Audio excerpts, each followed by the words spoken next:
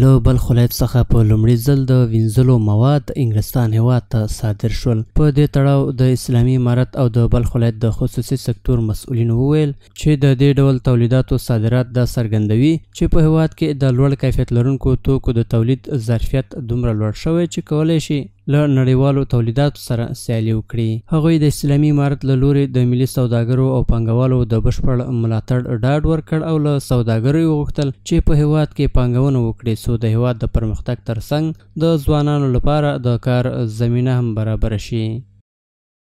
امارت ټول دې ته ژمن ده، موږ دې ته ژمن یو چې خلک خپله موږ باید خودکفا سو، موږ باید کوشش دې وکړو چې خودکفایي ته ولاړ د خلکو نه محتاجي خلاص.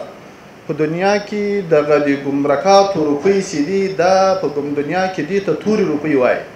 نور ملکونه په دې باندې شرمېږي چې ډېر واردات ولري، ملکونه په دې شرمېږي چې ما واردات ډېر وي، ملکونه په دې افتخار کوي چې ما باید صادرات ډېر شي. موږ هم په دې باندې افتخار کوو هر وخت کې چې زموږ صادرات باید ډېر شي.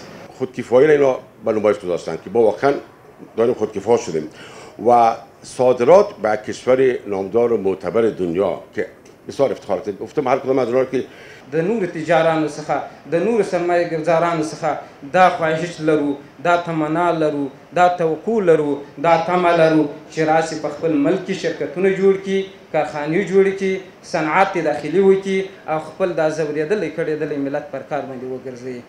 د بلخ د صنعت او سوداګرۍ رئیس له دې اقدامه هرکلی وکړ او ویل چې دا بهیر نه یوازې د هېواد د اقتصادي ودې لپاره مهم دی بلکې د افغانستان د تولیداتو په نړیوال اعتبار هم مثبت اغیز لرلی شي.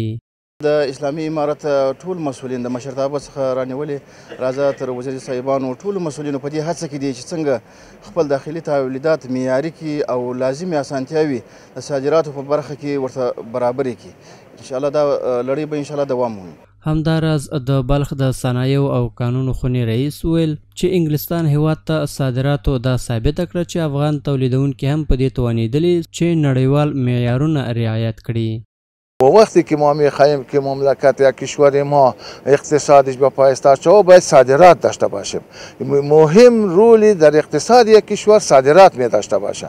دیگه فضل خداست که در چند بخش ما صادرات کافی را شروع کردیم و در نزدیکترین وقتا بسیاری از تولیدات دیگه ما هم انشالله به صادرات آماده می شود.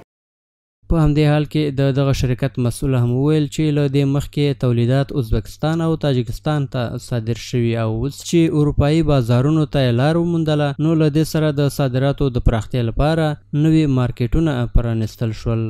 محموله که امروز انتقال پیدا میکنه 21 تن است، شامل 2 قلم جنس است، مایع ظرفشویی و صابون لباسشویی قطره است و به ارزش $30,000 است و قراردادی که ما با اینا بستیم به 5 سال است، یعنی 5 سال متواتر ما برای اینا مواد روان میکنیم برشون. باید ویل شي چې د اسلامي امارت له حاکمیت وروسته یوازې په بلخ ولایت کې له 300 زیاتو نوو کارخونو په بېلابېلو برخو کې په فعالیت پیل کړی چې زرګونه ځوانانو ته کاري فرصتونه برابر کړي دي.